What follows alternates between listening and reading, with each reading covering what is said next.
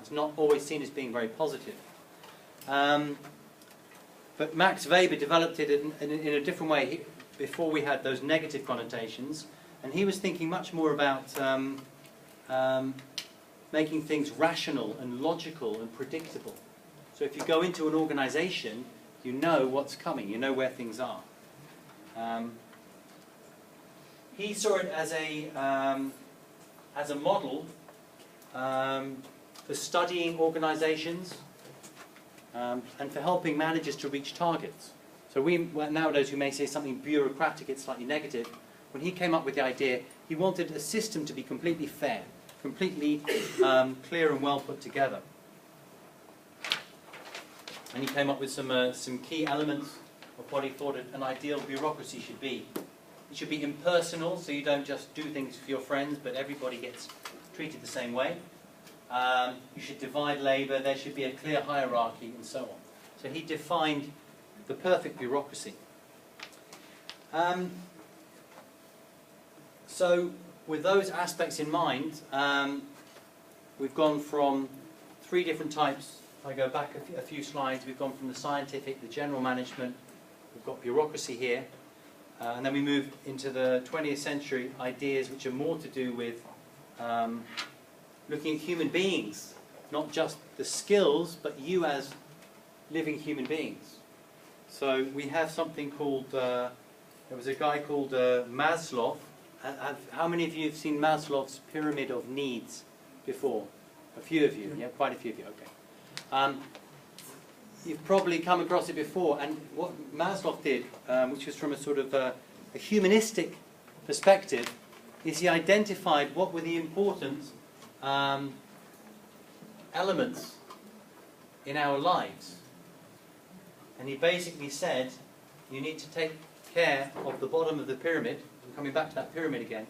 You've got to get the bottom of the pyramid on a clear foundation.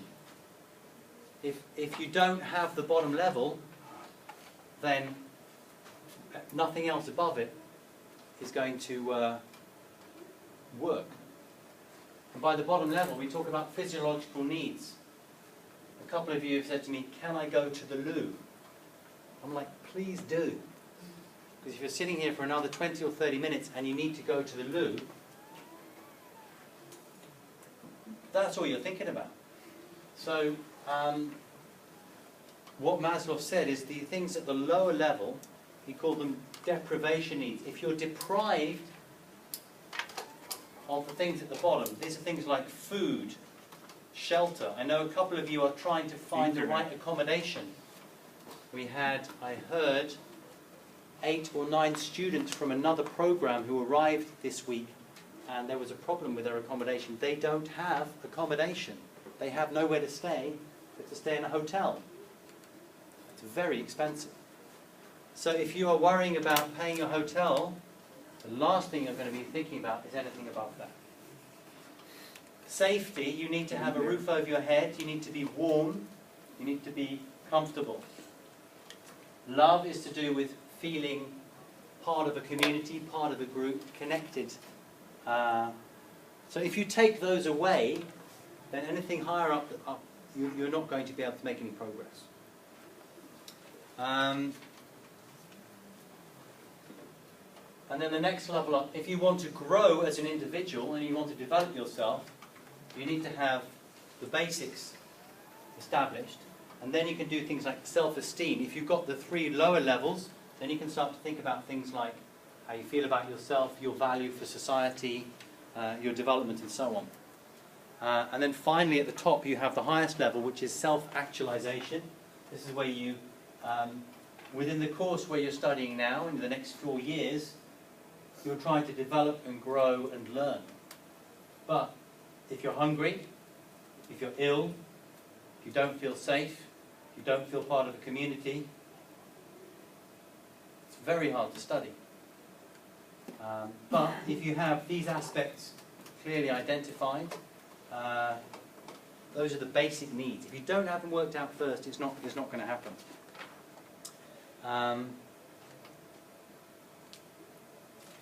So I've actually got a slightly different version of the pyramid. And that slightly different version shows actually below the physiological needs. We've done some research, and actually this is the correct representation. Is this correct? Which is, you have even more. Good. There are quite a few variations of this going around. Maybe you've got even more. What's more important than Wi-Fi? Battery. Battery. Yeah. Okay. So below Wi-Fi we put battery. So you have to decide. These are things like physiological needs: food, water, shelter, warmth. Actually, below that, more important is Wi-Fi, and even more important than that is having battery. And what's the next one? Who knows? That's it, yeah? Having a phone? Electricity, yeah. So this is a very different approach to management, understanding the human aspects, understanding the human needs, how people function.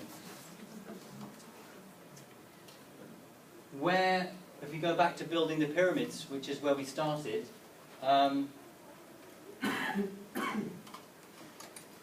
you have to feed your builders. You have to make sure that they are dry and warm. Safety. I wonder what the safety levels were like. How many people died falling off or being crushed. But they were still working on it. And then maybe you get to the top where you have a sense of fulfillment and achievement. So the idea with Maslow, if I just go back one slide, is if you're deprived of these aspects, then you're not really going to be able to move forward and develop. You have to have these established, strong base, and it makes sense. Warm, safe, loved, then you can focus on developing yourself to the next level.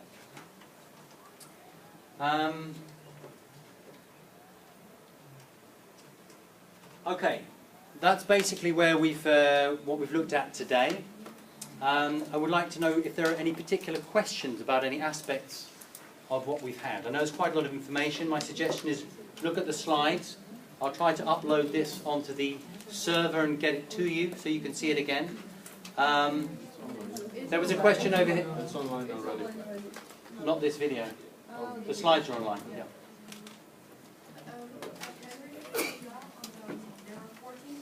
Yes. Yeah, 6, 7, and 8. Let me just go back to that one. Yeah. 6 is this one you mean? Yeah. 7, 8. Okay. Remuneration is payment. This word mun is to do with money, so it's being paid. Centralization is making sure that things are clearly controlled from a central point. We talk about a network, or we talk about everything being centralized, one office, one person in charge. The scalar chain is a sort of a connection between different levels within the company. The order is a sort of also to do with the structure, how you structure a company. Equity is to do with operating in a fair manner. So those elements, you don't need to know what every single one of those elements is, but you need to know that he had these principles and the focus and the direction. Other question, yeah? What's the difference between unity of command and unity of direction? This is unity of command is to do with having one manager. Yeah. Unity of direction is making sure that the company has an alignment, so that you're not the frogs in the wheelbarrows, but everybody's aligned clearly in one direction. Yeah. By equity, does that mean like an HR in the company? Is that kind of? I don't think they would necessarily have called it HR, but it's to do with a degree of fairness and transparency. How you're operating as a business. Other questions? Keep them coming. What I will do is I will clarify which of the chapters you need to read for next week. I'll put that on Blackboard. If there are questions when you go through the slides that you think, hey, I just didn't get that point, send me an email and I can cover that at the beginning of next week. Okay? Thank you very much for your attention and see you later. All together? writing all together? Or Class by class.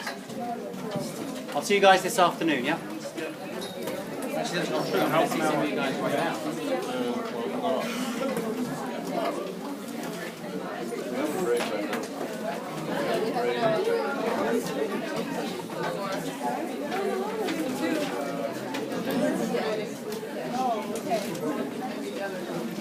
So 11:45, Route 1A, A1 road.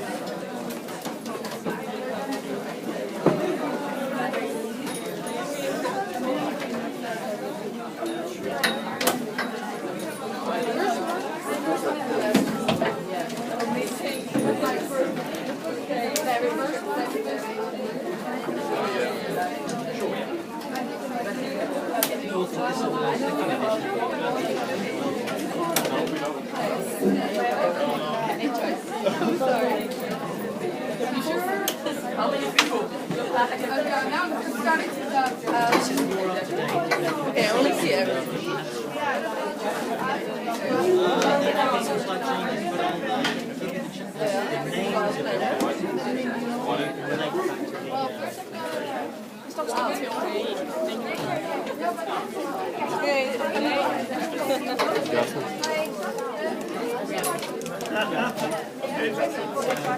Hoor je nu?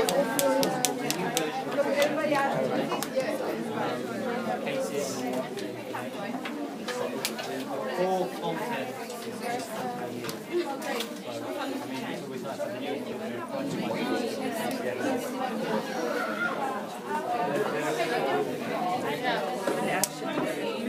I'm going to the city.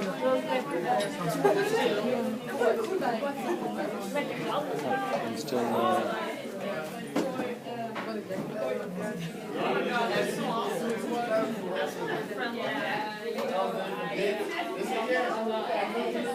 I thought I turned it off, but I guess I hadn't.